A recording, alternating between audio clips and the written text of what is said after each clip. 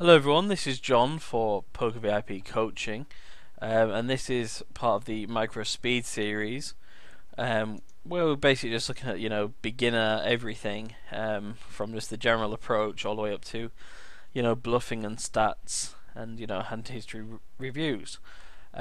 This one is on playing in late position. The benefits of playing in late position are basically stealing the blinds and generally being the last to act in pots. So if we're on the button, we're always going to be the last to act post flop. There's benefits to this, such as seeing what other people do, being able to take away more pots from people, and basically just being in total control. Also, playing in late position, we can steal the blinds. Now, everyone really just needs to get this hammered into their heads that blinds are dead money. It was money that was posted blind. And the reason that they're posted blind is to create action and to start the betting off. And, it gives people, a reason to fight over pots and to play hands. If there weren't blinds involved, you could just play aces, basically, and, make all the money in the world. But we need to, mix it up, take these pots down, defend, which I've done a video on before, and go from there. So what I'm going to do here is I'm really going to just look at opening in late position, which is the cutoff and the button, and just seeing how people react to it. I'll probably open a little wider than normal, and just show you different bet sizes and the reason why I do it. Now, I'm going to do this on 10NL. On Party Poker, which is their own network, and it's on their fast forward tables.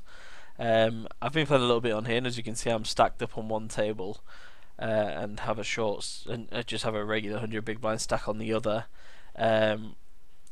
So I'm just going to crack on with these stacks, because if we get into some deep spots, that's fine on table one. And yeah, just talk about opening in late position. So here's a spot where a lot of people would have folded already with the 8-5. I can fold now because someone limped, but I think, especially in these fast forward games, you've got to hang around a bit more because people are more prone to fold quicker and defend their blinds less. The kings here in the cutoff is pretty easy. Of course, we're going to be 3-betting. We've got kings. We want to get value for our hand. Now over here on table one, I've got king jack offsuit and I've min raised. Now the reason I min raise is because of how prone people are to folding. It's profitable for us to do it, and then post what we can see bet smaller, the pots will be smaller that we can be in control of, and we can just get away with a lot more. And also my c bet size was just half the pot. It definitely does the trick, and it's something you should really be trying yourself, because it's amazing how these small bets work. You don't need to be making 3/4 or pot size bets.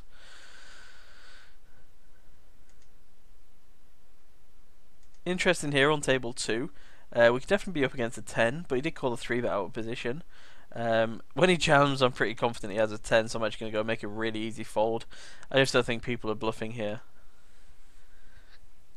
Interesting jam there by him. I don't know what he's expecting there. If it was a bluff, then well played to him. Now here in late position, we're on the button on both tables. The ace-10, we had an under the gun limper, so I've isolated him, and now I can go for decent sized c bets. The king-8 over here, we just made a min raise to steal the blinds. One's been 3-bet, let's not get involved. We can, pick better spots and wait. There's definitely easier spots to make money there. And again, I'm going to be relentless on the button and just keep on min raising, even though there is a short stack there and an aggressive opponent here. And again, there's no need to get impatient. We will win so many of these. Maybe this session that I'm recording the video, we get 3-bet a lot, but generally it'll be absolutely fine. Now here in late position on table 2, I've got queen 10 of spades and I'm on the button, so I'm in the best position. We've got an under the gun limper and a cut off flat call. Now we can win the pot here pre-flop by raising, which would be great, or we can get called and be in position, which is perfect. On a board like this, I think we can go ahead and continuation bet around 2/3 of the pot. And the reason for this is we can represent big kings like ace king a lot, and we definitely get a lot of respect betting into 2 people. Ace jack on table 1, we're in the cutoff, which I think is just a very standard open and an open everyone should be making. Same with king 10 here on table 2. I'm going to float here with the ace jack high because I'm just not too much of a believer. I'm going to float again because the bets are getting smaller and we can have some sort of draw. King 10, I'm going to go for a half pot C bet. And when we're getting 17 to 1 almost with face high, we've got to call even though I don't like it. He had Jack 9, so this guy's obviously just a bit of a fish and he's just messing it about. But I think when we're getting 17 to 1 with face high, we've got to call. Now on the button over here, we've opened, it didn't get through. With C-bet, it didn't get through. I think we can check here and see if we can hit a straight draw, or even our king could improve us. We don't need to battle for pots like this on boards that we think hit our opponent's range in the face.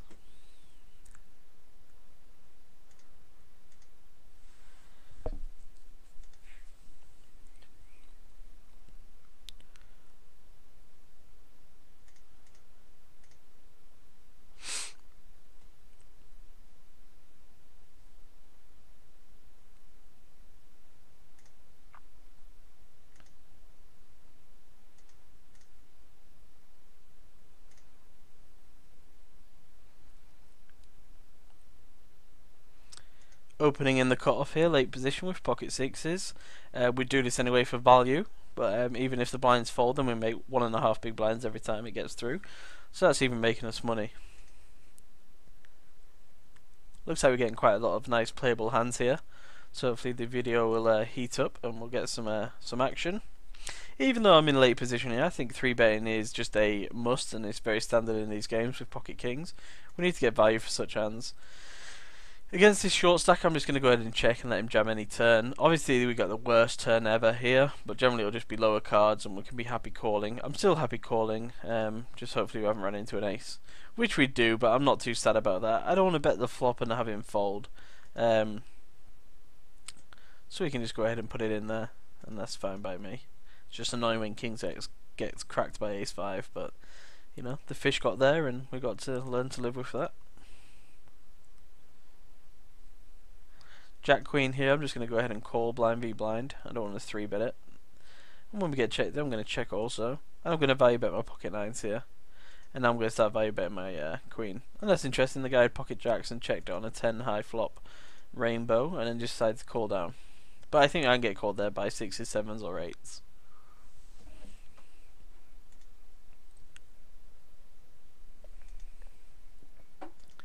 I'm going to open blind v blind. Queen 8 suited plays pretty well. You know, if we're just trying to take the pot down pre-flop.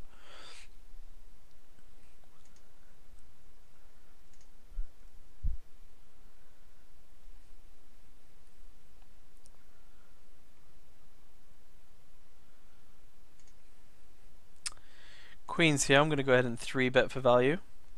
And you know, we are deep, so we can put pressure on our opponent. And we can also, you know, be in control of the pot post flop rather than being out of position. And you know, in this sort of check call kind of mode. Easy decision here with the jacks in the cutoff in late position. I'm just going to 4x the limper. I'm going to make just over a half pot size c-bet with the ace queen suited. He can fold all his big Broadway hands that have equity versus us, and that's fine by me. Easy c-bet with the jacks on a 9 high board. It's not the best board for us ever, but we can get in versus draws and, you know, get value from worse pairs. A bad turn card for us, it brings an ace, which is obviously the overcard we didn't want to see, and also it, you know, completes the flush. Again, the river just gets worse and worse for us, so I'm just looking to go to showdown here and hope to be ahead or to fold versus pretty much any bet.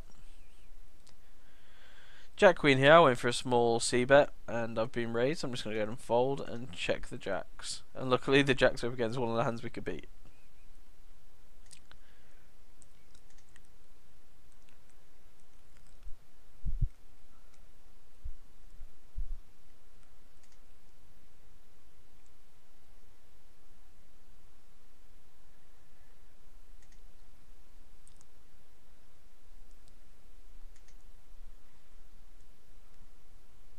King 9 offsuit in the cutoff I think is pretty close, but if you've got some nits in the blind, and if you're playing fast forward, I'd recommend start opening it.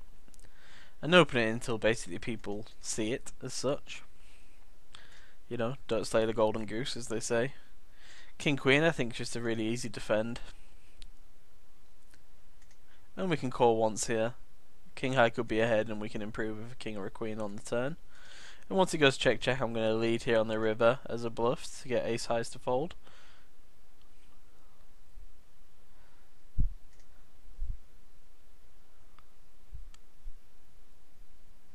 We've been jammed on. No, it's just very easy fold. I think he's probably got a full house or a, pretty much a full house or a nut flush.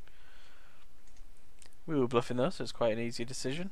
The ace-8 suited, I'm actually going to take a different line here rather than just c-bet, and I was going to check call. But when he goes check check and the river's another undercut, I'm just going to go ahead and bet now for protection and value.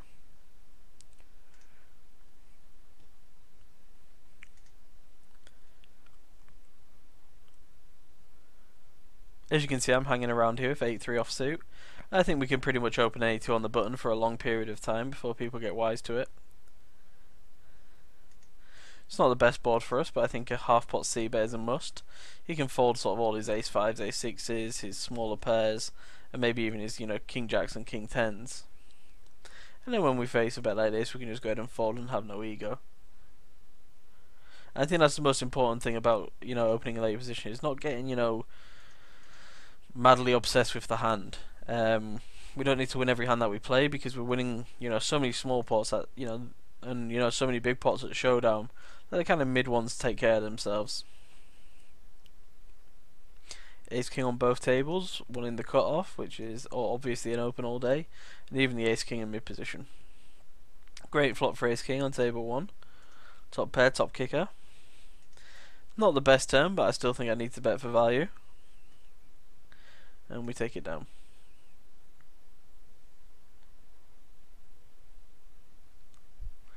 Ace jack here versus a short stack. I'm going to go ahead and 3-bet, get it in. I think these people generally, just get in with a really wide range and any worst ace. So I'm happy to raise and call off an all in. It's not the best flop for us. A queen would be good. Let's see what we're up against. We're up against the same hand and we chop the pot.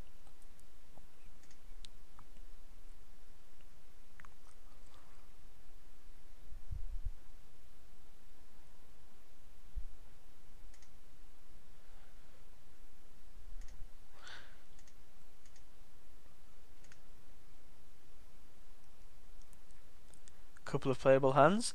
Ace-8 offsuit, I just do my standard button min raise, and then pocket 8 here I think is a pretty easy call. We flop the nut flush draw here, so I'm just going to go ahead and bet as I usually would. A lot can fold, a lot can call that we have beat. King 10s with the king of diamonds can call. So I'm fine betting there for a bit of value and a bit of a semi bluff. Pocket 8s here when someone leads and we've got someone behind. I'm just going to go ahead and fold my 8s because I think it's really hard for us to call out a position and play that hand. Ace 10 blind v blind because it's suited. I'm going to 3-bet for value. Once we get called, we flop the nut flush. So I'm just going to start betting about 3/4 of pot each street and hope to get called by, pairs, 2 pairs, flush draws, straight draws, combo draws. And I'm just going to keep on betting, and I'm going to c-bet my ace queen suited as well. We still have the nuts on the river, which is great. I'm probably going to go for an all-in on the end and see if he calls me with just his bare jack, because I think he probably folds all of his miss flush draws. It actually looks like my internet's just disconnected, so bear with me. Hopefully we'll get back on to go all in with the ace 10. Yep, it's rebooting. And I'm going to go all in with the ace 10 now that I'm back on.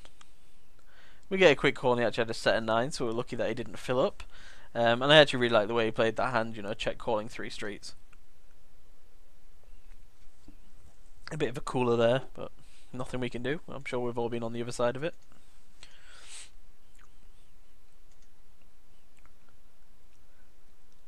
A 8-10 offsuit on the button, definitely fine to min raise. We get raised back pretty small, but again, no ego, just let it go. And here, pocket aces and ace-9 suited, both on the button. Very happy to play these. I'm actually going to 3-bet the ace-9 suited and try and be in control of this pot, or just take it down pre-flop. We get called and we get a really bad flop here, and it's really bad because people call with jack king, king queens, and so on. So I'm just going to go ahead and check give up.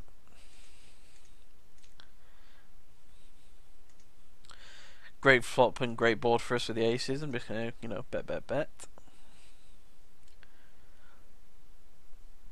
And don't slow play too much. People like to call at these stakes, so make sure you get as much money in the pot when you can. And sort of maximize your wins, minimize your losses. I'm going to lead with the nines here. If someone caught a jack, it's unfortunate, or if someone was slow playing, that's fine. But I think I've got to bet just because someone can call me if it's seven, a flush draw, straight draw, or maybe even worse. Now the jack's a pretty good card for me, so I'm going to go ahead and check call. And I say it's good because it's less likely that he has a jack now. And I'm going to check so he can bet all his missed draws, or maybe bet a seven. And he bet his missed gut shot straight and second up flush draw.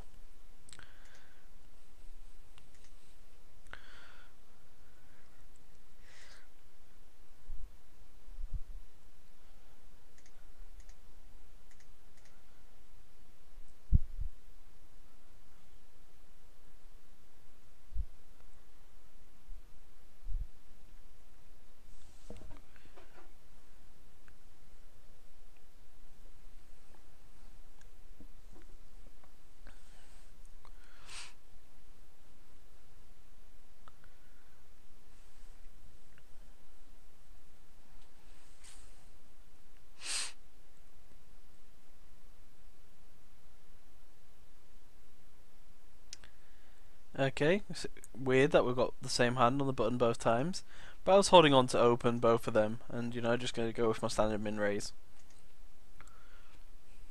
And it works, yet again, very well. People just find it so hard to fight back when out of position, and like I say, they probably just have a load of junk most of the time when they fold.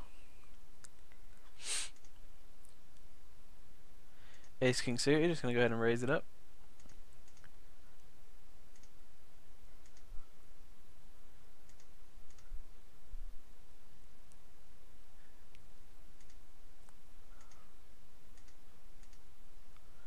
Pocket jacks and king queen suited, very nice hands. Neither of them in late position, but still playable for the video. I just call pre-flop with the king queen suited. I don't want to blow the pot out position. Once he goes check on that flop, I'm going to lead the turn. Somewhat of a good flop for us with the jacks, because we have an overpair and a straight draw. But obviously we could be up against made straight sets and two pairs. But I'm very comfortable continuation betting it.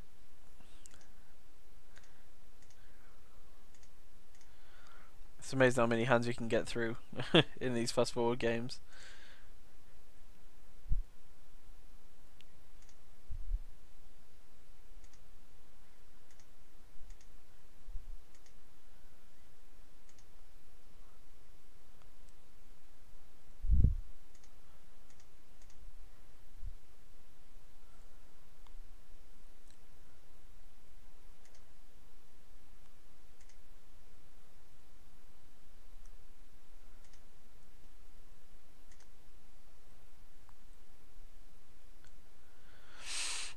Really hoping you're enjoying this video and all the other videos in the series. Please make sure you comment and rate it, and obviously head over to all our forums and check out the other videos and coaching packages we have available.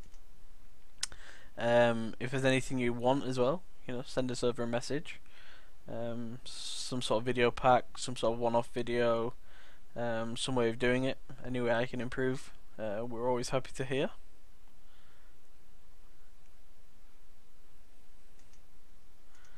Gonna go ahead and see if I can just take this down with second pair here. Pretty happy if he calls or folds. Check the turn because the straight got there and the jack obviously improved. Obviously the river improved another hand as well, so I'm just gonna go ahead and fold to a big bet. Great flop over on table 2. I opened the button. I'm going for a C bet with top pair and a 10 high flush draw.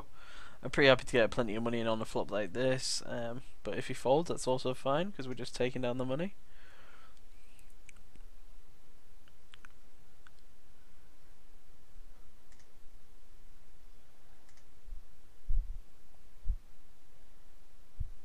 Pocket 8's here to fold because he's a bit of a shorty, and we can't really call out a position. I don't want to get it all in pre-flop. And as you can see here on the button, I make it exactly the same size if I've got aces or 7 deuce. Then people just have no idea what we're min raising with. And the thing is, people will say, oh, but they always see us min raising, they're going to start 3-betting us. Well, let's hope they start 3-betting us when we've got the aces, because they're not going to believe it, are they? Both of these, I think 9 still could be ahead, but I'm going to check back for pot control. Ace jack, it's a great turn for us.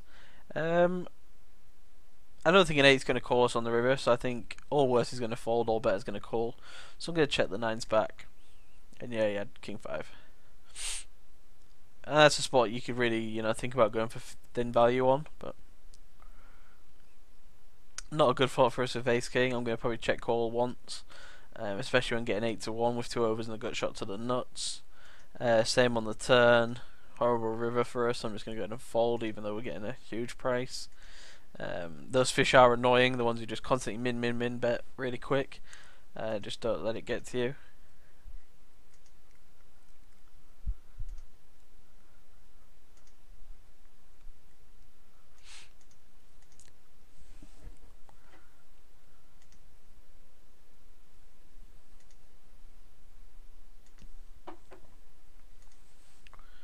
King queen here is just a fold. There's too much action, and we're probably just dominated.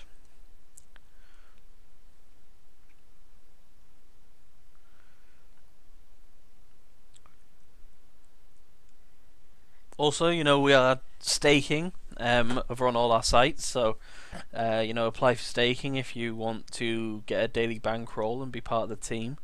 Lots of coaching, more videos, like I say, daily bankroll, promos, all the good stuff. Access to everything coaching you could possibly want, including a strategy group online.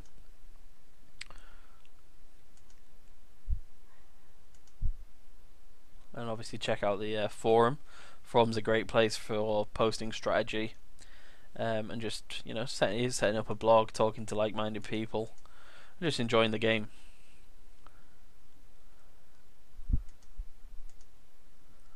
The ace-3 high opened, and I'm going to bet into my gut shot and call the all-in. People go all in here with really wide range. We improved to the ace, but he had the held a6. But I'm not sad about that. He's just punting money in there.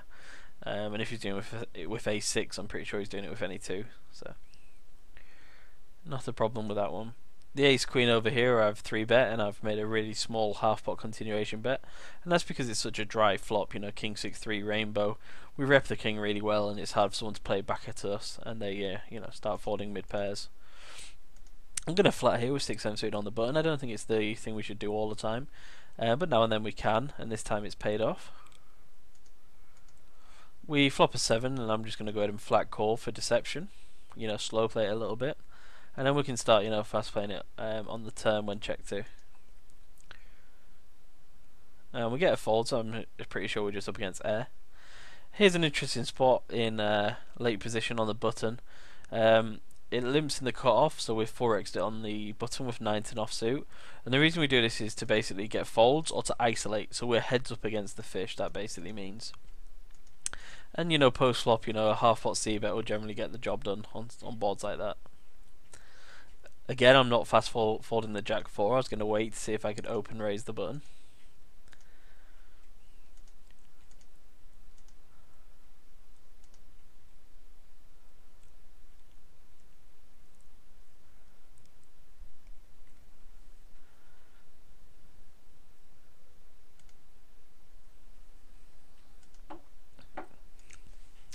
Interesting spot there with the ace 10. Maybe I could have raised it, but I was kind of just happy to check and play post flop.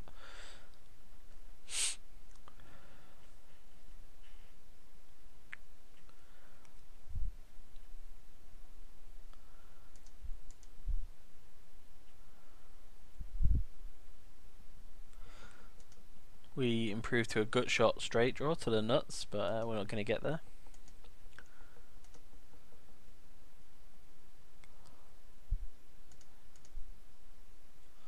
King queen in late position. The reason I'm calling here is because we will be the last to act, so we can see what everyone else has to do, and that's the benefit of this. We get let out into with a set, but there is a flush draw and straight draws on board, so I'm going to go ahead and raise it up and get some value from this leader. And being in position here, it gets checked to us with the king queen, so now I can just go ahead and bet it for value. I'm pretty comfortable with it. Nobody can really surprise me on the turn, because I'll be in position again. We get a call. I can't really see anyone having king 7 or pocket 7s. We could be being trapped by aces, ace, king and sets. So I'm probably going to check back and then go for river value.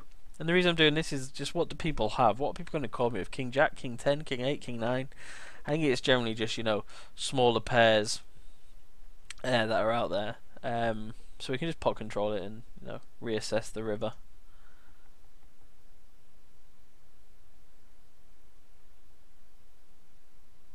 And here is the benefit. Now it's been re-raised, we can just make an easy fold.